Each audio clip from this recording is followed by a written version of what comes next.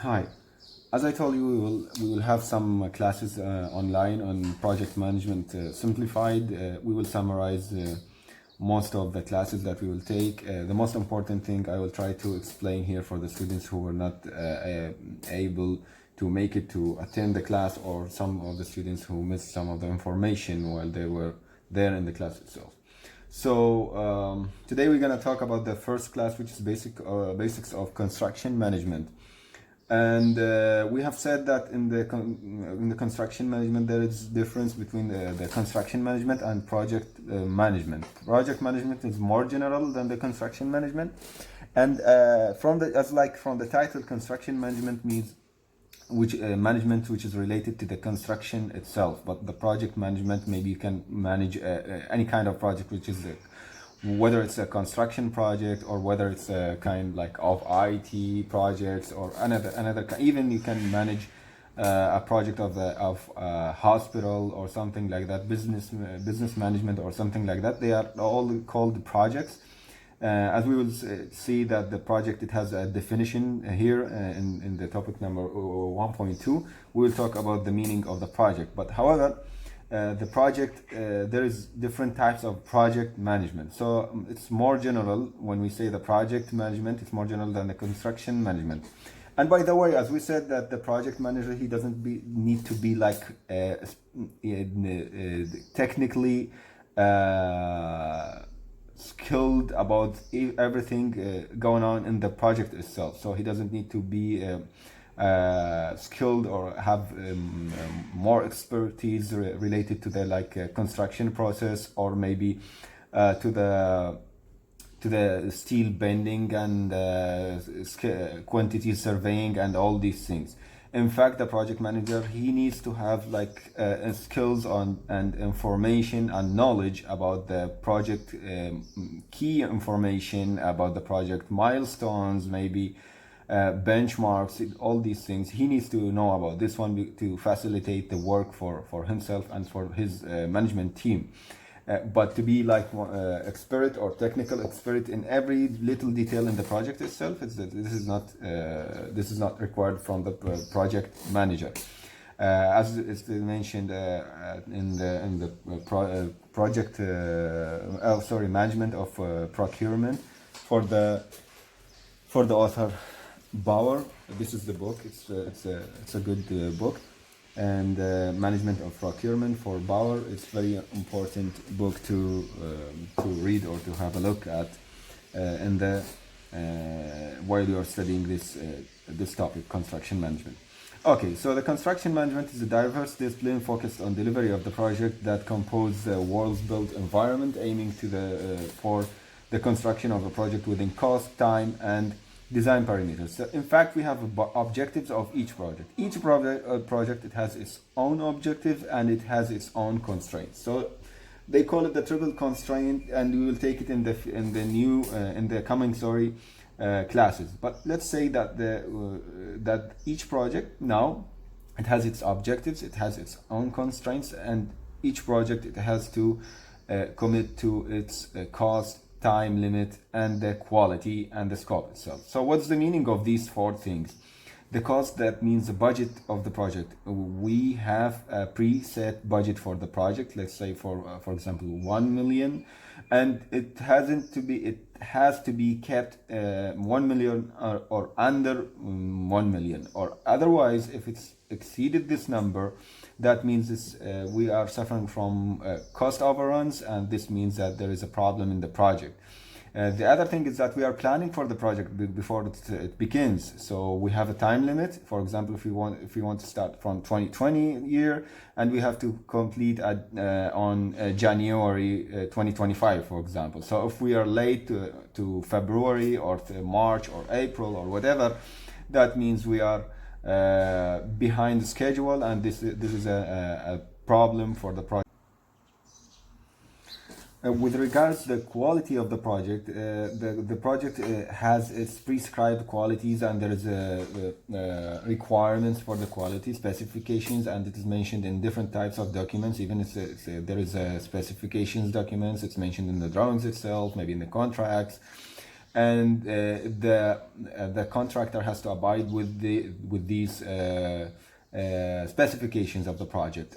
Otherwise, he will not be able to continue the project unless he abide by, as we said, these qualities. So if there is some like deficiencies in the quality of the project, he will have like reworks. He has to inevitably it will affect the time and cost of the project, because if he's building something and it's not according to the quality, maybe he will need to rectify. He needs to like reconstruct this one, demolish and reconstruct, and this will take time and cost, and eventually time also will be related to the cost. So all of the things in the project are related to the cost of the project.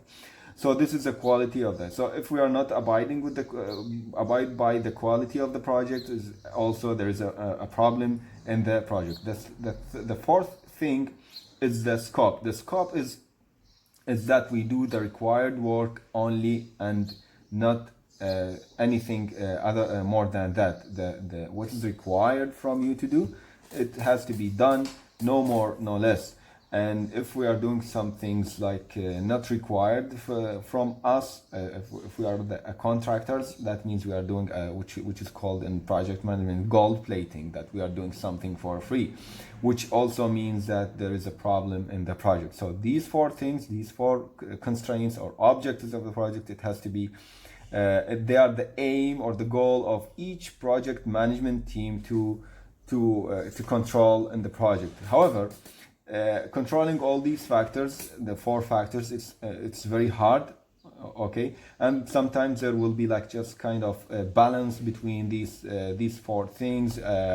Maybe sometimes projects that like the government projects or whatever projects, like for example the complex for accommodation, maybe it needs to be low cost, so this is why more attention will be taken for the cost rather than the other topics.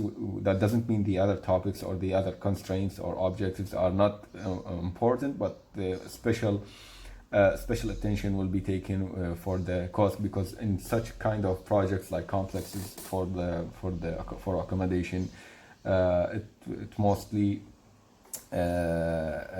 take the cost in the first place. So this is one of the important things. And let's talk about other thing we have talking, which is not available here. In fact, in the handouts, we said that we have a project manager. They call him PM sometimes, and we have PD sometimes, and we have sometimes project engineer, and sometimes we have project coordinator. So what's the difference between all those? Maybe all of them, they are referred to the project manager, in fact, but sometimes in some projects you find there is a project director. They call him the PD. And when you see a project director, that means this project is vital or very important for the company itself. So that means this project has a PD. That means this project is very important for the project for the company who's doing this project. And mostly you will find the project manager in the projects. And sometimes you have the project engineer, project coordinator. That means that maybe that this project not that much big, and this project engineer or project coordinator, he's coordinating in fact with the head office, with the HO of the company, or sometimes another department in the company. The project manager, sometimes we have like different designations or positions. You have a project manager, and also you might have a construction manager, CM. So the project manager, he's specialized in, or he's responsible for the applying the skills, the expertise to manage the project, and to manage to monitor the project, to monitor the cost, quality, time of the project, and the scope, and all these things. And he has to liaise with the other entities and stakeholders between to have or set meetings within prescribed times. Meetings with like the consultant, sometimes meetings with the owner of the project, in meetings with the stakeholders sometimes, and so on and so forth. So he has a managerial things which is mostly related to the administration. But the construction management, he will be available at the site. He know the process of the construction. He needs to be more as in the beginning of this class, I have said that this one, the project manager, he doesn't need to be specialized or technically expert in everything in the project, but here the project construction manager, he needs to be more specialized or have skills related to the constructions. He needs to follow up. He needs to know what will be done tomorrow, what have been done, what are the technical problems that the site engineers facing in the project. And mostly the project manager is a higher rank. He's a higher position than the construction manager. If we have project manager and construction manager at the same project. But if we have like small projects, we will not have these designations. We will have only project manager and the project, or sometimes they call him construction manager. One of them will be available. It's all the same almost if you don't find these two positions in the project. Okay, so let's go back to the lecture and see here, and we have a project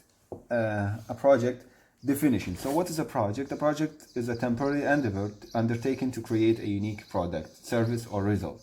So temporary, we have two characteristics, two main or important characteristics of the project. It's temporary and unique. Temporary doesn't mean that it's short, in fact. It means that the project has a start and end. That means the temporary. So each project, it has its own start and end, whatever the case might be, if it's long period or a short period, 10 years, 1 year, whatever it is, it has end and start and end for the project. And unique, that means each project is just like a fingerprint, in fact.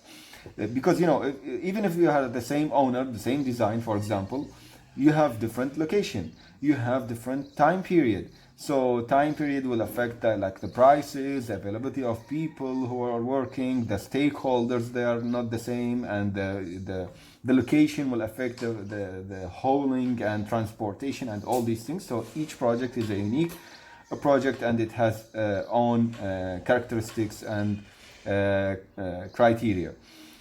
The other thing here, we have the project's attributes, as we said, that two of them are available here as taken from the definition itself. However, you can read these points. It's clear, and you can understand these things. But just let me highlight the number 4. Projects are developed using progressive. Let's say it's elaboration. Elaboration means each job or activity completes the predecessor, and the project is changing all the time. It's not like a process, or it's not like an operation which is almost the same every day. The project means that we are completing one activity. This activity, when it completes, it will hand it to the other activity. So each job or activity completes the predecessor. That means the project will be changing all the time, from like if you are doing the excavation, afterwards the footing afterwards the pedestals, plinth beam, and so on and so forth. That means that project is progressively elaborated. This is the meaning of progressive elaboration. And finally, these project results also you can read. If you have any questions, we can meet together at the class time, and we can have some answer for the students if they have any questions. Thank you very much for watching, and see you inshallah next class. Thank you.